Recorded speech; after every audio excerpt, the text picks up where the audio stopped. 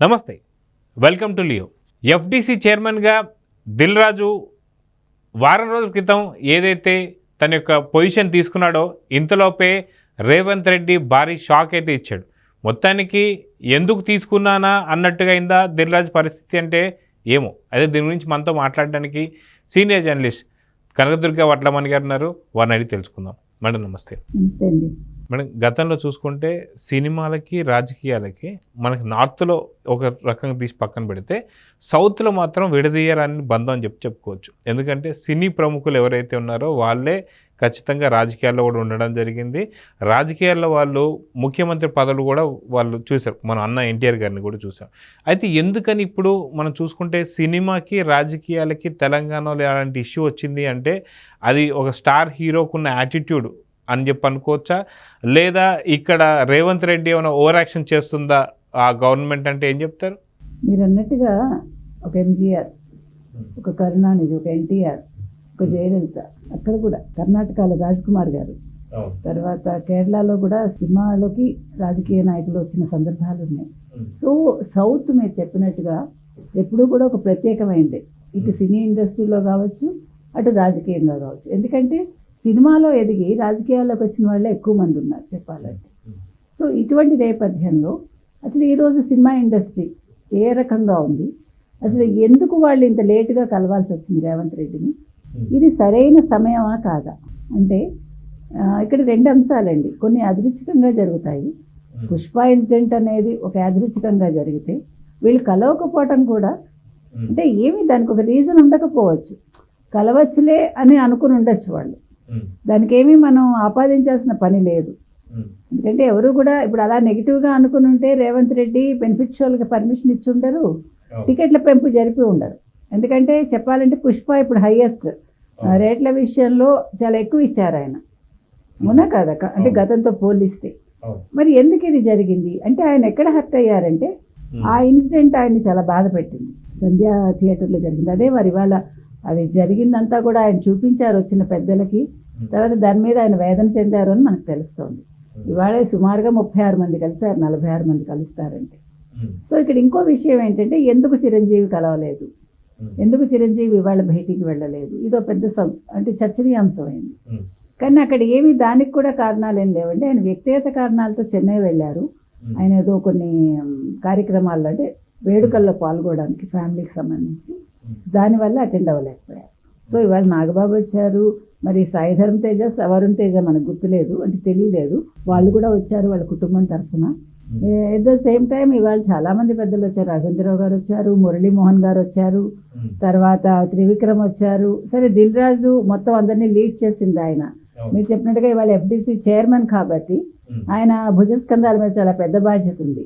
ఎందుకంటే ఎప్పుడూ కూడా ఇవాళ దాని మీద కూడా కొంతమంది కమెంట్ చేశారు, నాకు నచ్చలేదు, సిన్సియర్గా చెప్తున్నా. దిల్ రాజు రెడ్డి కాబట్టి, రేవంత్ రెడ్డి కాబట్టి వాళ్ళు కలిసారు కాదు కదా. ఇవాళ ఆయన ఒక ఎఫ్డిసి చైర్మన్ అయ్యారు, ఒక 1 వీక్ క్రితం ఆయన బాధ్యతలు తీసుకున్నారు, ఫారిన్ వెళ్ళి వచ్చాడు ఆయన. So this is the right time అనుకున్నారు. ఇప్పటికే లేట్ అయింది చెప్పాలంటే. మీరు చెప్పినట్టుగా గతంలో మాధవ్ రెడ్డి గారు సినిమాటోగ్రఫీ మంత్రిగా ఉన్నప్పుడు ఎంత ఫేమస్ ఆయన. చాలా మంది ఇప్పుడు ఎవరు మంత్రులుగా ఉన్న సినిమాటోగ్రఫీకి సినిమా వాళ్ళు వెళ్ళి కలుస్తారు, ముఖ్యమంత్రులు ముందుగా కలుస్తారు, వాళ్ళతో సత్సంబంధాలు పెట్టుకుంటారు, తర్వాత అవసరమైతే వీళ్ళందరికీ కూడా వాళ్ళు సన్మానాలు చేస్తారు. ఇదంతా కూడా గతంలో జరిగింది. ఈసారే ఎందుకో డిలే అయిందంతే. దీనికి మనకేమి ప్రత్యేకంగా కారణాలు అయితే కనిపించట్లేదండి. ఏది ఏమైనా ఇవాళ భేటీ అనేది కొన్ని అంటే ఒక పుష్ప సినిమాకి జరిగిన ఇన్సిడెంట్స్ ఏవైతే ఉన్నాయో అవి ఇవాళ ఒక రకంగా కొన్ని మంచి చేసింది, కొంత చెడు చేసింది. మంచి ఎక్కువ కనిపిస్తుంది. అంటే ఇవాళ అందరూ కలవటం, సినిమా ఇండస్ట్రీ రాజకీయం వేరు కాదు, మేము మీతో కలిసికట్టుగా నడుస్తామని రేవంత్ రెడ్డి ప్రభుత్వం చెప్తోంది, మేము మీతోటి కలిసి ఉంటాము అని వీళ్ళు చెప్తున్నారు. అంటే ఇవాళ ముఖ్యంగా చెప్పుకోవాల్సింది ఏంటంటే చాలా అంశాల మీద చర్చలు వచ్చాయండి. ఇవాళ రేవంత్ రెడ్డి గారు అడిగింది ఏంటంటే మీరు యాంటీ డ్రగ్ క్యాంపెయిన్లో పాల్గొవాలి, తెలంగాణని యాంటీ డ్రగ్ ఇదికి మీరు తీసుకురావాలి, ముఖ్యంగా మీ చలనచిత్ర పరిశ్రమలో కూడా దీని మీద చాలా పోరాటం జరగాలి అని ఆయన అడిగారు. అలాగే ఎకో ఫ్రెండ్లీగా మీరు ప్రభుత్వంతో కలిసి పనిచేయాలి. ఆ తర్వాత ఇంక మీద బెనిఫిట్ షోలు ఉండవు, మా ప్రభుత్వం ఉన్నంత వరకు బెనిఫిట్ షోలకు ఒప్పుకోము, రేట్ల పెంపుదలకు కూడా మేము ఒప్పుకోము అన్నారు ఆయన. ముఖ్యంగా పార్టిసిపేట్, ప్రమోట్, ఇన్వెస్ట్ ఈ 3 పదాలకి రేవంత్ రెడ్డి గారు ప్రాముఖ్యత ఇవ్వాలని చెప్పారు. అంటే ప్రతి దాంట్లో చిత్ర పరిశ్రమ భాగస్వాములు కావాలి, ప్రతి దాంట్లో మీరు పార్టిసిపేట్ చేయాలి. అదేవిధంగా మంచి పనులు ఏవైతే ఉంటాయో ప్రభుత్వం తరఫున వాటికి మీరు అంటే సినిమాల్లో పాల్గొవాలి, అంటే లఘు చిత్రాలు కావచ్చు, ఏదైనా కూడా డాక్యుమెంటరీస్ కావచ్చు, ఏదైనా ప్రమోట్ చేయాలి. అవసరమైతే మీరు ఇన్వెస్ట్ చేయాలి. మీ తర్వాత ఈ సెస్ ఏదైతే వస్తుందో ఈ రేట్లలో ఆ సెస్ తీసుకెళ్ళి ఇంటిగ్రేటెడ్ విద్యా సంస్థల అభివృద్ధికి వాళ్ళు ఖర్చు పెడతామని చెప్పారు. ఇది ఒక మంచి పరిణామం అండి. తర్వాత ఇవాళ ఆయన ఖచ్చితంగా చెప్పింది రేట్ల పెంపుదల గురించి మాట్లాడినప్పుడు, సరే దాని ఇంకా ఫ్యూచర్లో ఇంకా ఆలోచించి చెప్తాను అని ఆయన అన్నారు. అంటే మరీ ఎక్కువ పెంచకపోయినా కొద్దిపాటి పెంపుదల ఏమైనా ఆలోచిస్తారా మనకు తెలియదు. ఎందుకంటే సంక్రాంతి బరిలో సినిమాలు ఉన్నాయి, మనందరికీ తెలిసిన విషయం, అది పెద్ద పెద్ద సినిమాలే ఉన్నాయి.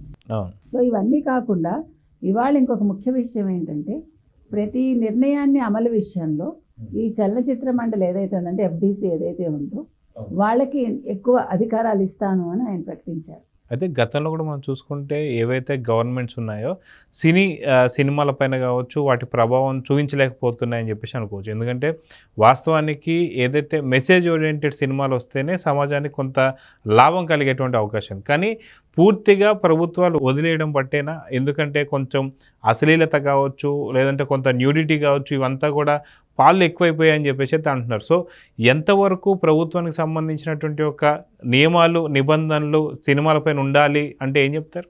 మీరు అన్నది మంచి పాయింట్ అండి. ఇది చెప్పాలంటే, అంటే నిజంగా చెప్పాలంటే ఇవాళ హీరోయిన్ మనం చూస్తే అంటే తప్పుగా కాదు, ఆడవాళ్ళకే అబ్బాయి ఏం బాగుందిలే అనిపిస్తుంది. ఇప్పుడు కూడా కప్పుకుంటే ఉండే అందం విప్పుకుంటే ఉండదండి, అవునా కాదా? పూర్వం హీరోయిన్స్ ఎంత చక్కగా ఉండేవాళ్ళు, అంటే వాళ్ళు ఆ స్ట్రక్చర్ అనేది వాళ్ళు లావుగా ఉన్న వాళ్ళు సిగ్గుపడలే, చక్కగా ఉండేది. మనం అనుకుంటాం కానీ మరీ బక్కగా అయిపోయి ఏమీ లేకుండా ఉన్నా ఏముంటుంది హీరోయిన్. ఇప్పుడు శాకుంతలం మొన్న ఎవరు గుణశేఖర్ తీశాడు, ఎందుకు ఫెయిల్ అయింది ఒక రకంగా.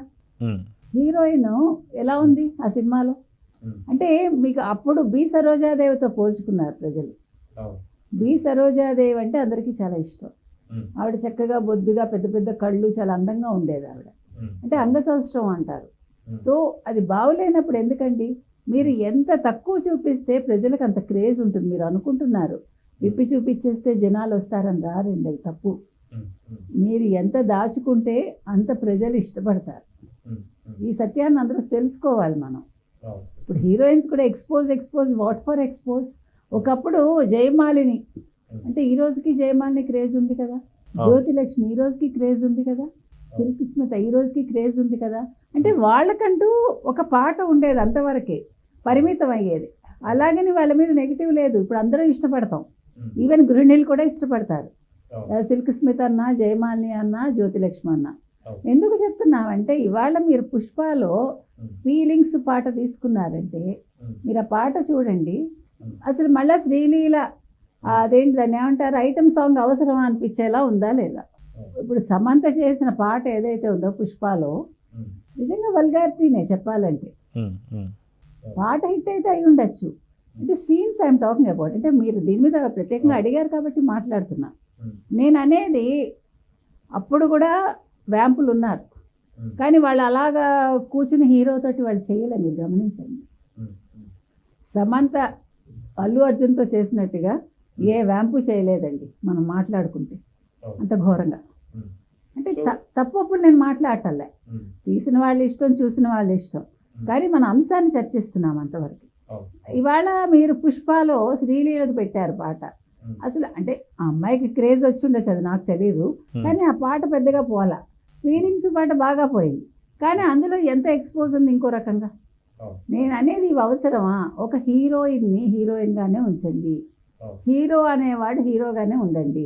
మీరు పాటలు పెట్టుకోండి, ఒక ఐటమ్ సాంగ్ పెట్టుకోండి, దాన్ని కూడా చాలా అందంగా చూపించవచ్చు. మీరు ముత్యాల ముగ్గు తీసుకుంటే ఎంతటి రసికుడులో హలం ఎంత బాగా చేస్తారు ఆవిడ. హలం అనే ఒక అమ్మాయి ఎంత అద్భుతంగా చేసింది. రసిక రాజ తగువారము కాదా. మీరు పాత సినిమాలు తీసుకుంటే అంటే నాట్యం చేసే వాళ్ళు వీటికి ప్రత్యేకంగా ఉండేవాళ్ళు. అవును. అలాగని వాళ్ళేం వ్యాంపులు కాదు. నేను అనేది అంగసౌష్ఠవం ముఖ్యమండి. At the same time vulgarity అక్కర్లేదు. మీరు దీని మీద ప్రభుత్వ నియంత్రణ అవసరం. సినిమా హిట్ కావాలంటే ఇలా ఉండాలి, ఎక్స్పోజ్ చేయాలి, ఎవరు చెప్పాడండి? సినిమా అనేది ఎలా ఉన్నా ప్రజలకు నచ్చితే వద్దన్నా కోట్లు కురుస్తాయి. ఇప్పుడు రంగస్థలం చూశారు కదా, ఎందుకు చూస్తారు? రంగస్థలంలో ఏమైనా పెద్ద ఎక్స్పోజింగ్లు ఉన్నాయా? లేదు కదా. హీరో మొరటుగా ఉంటాడు, అయినా నచ్చిందిగా జనాలకి.